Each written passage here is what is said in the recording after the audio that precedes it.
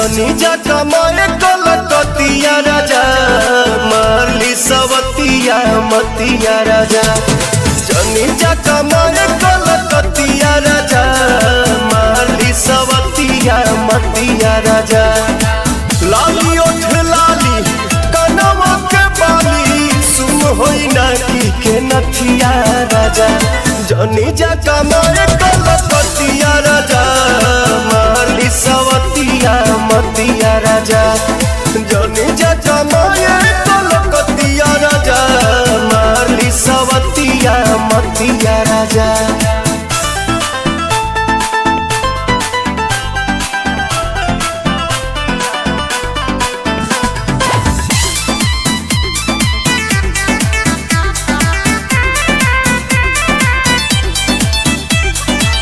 छोड़ी के मेहर हो जाई बहे हर हमारा से बेसी न करियो के यार। तने नहीं राजा इज्जत के हानि करे पैसा जियानी करे केहू के न सोट बंगाल के पानी करे। सेसिया पटवा रात भर रोवा मन बना में हरी के बतिया राजा। जनी जा कमाए कलकतिया राजा मारली सवतिया मतिया राजा। जनी जा कमाए कलकतिया राजा मारली सवतिया मतिया राजा।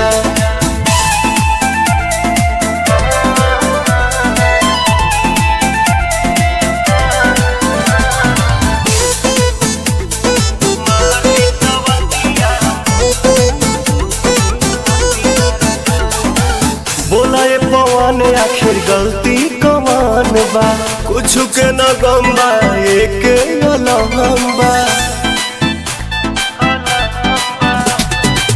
जैबा बंगाल तू तो उलझन में डाल के कोल्ही बद जाके कहमनी की निहाल के। जानी जमाना तो मारे लगी तना जारी नसाई इज्जतिया राजा। जनी जा कमाए कलकतिया राजा मारली सवतिया मतिया राजा।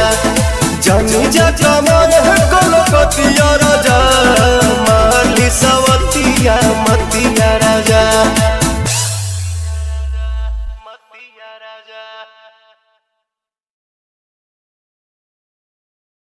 सब्सक्राइब कीजिए हमारे YouTube चैनल को और साथ ही बेल आइकन को दबाकर ऑल नोटिफिकेशन पे क्लिक करें हमारी वीडियो सबसे पहले देखने के लिए।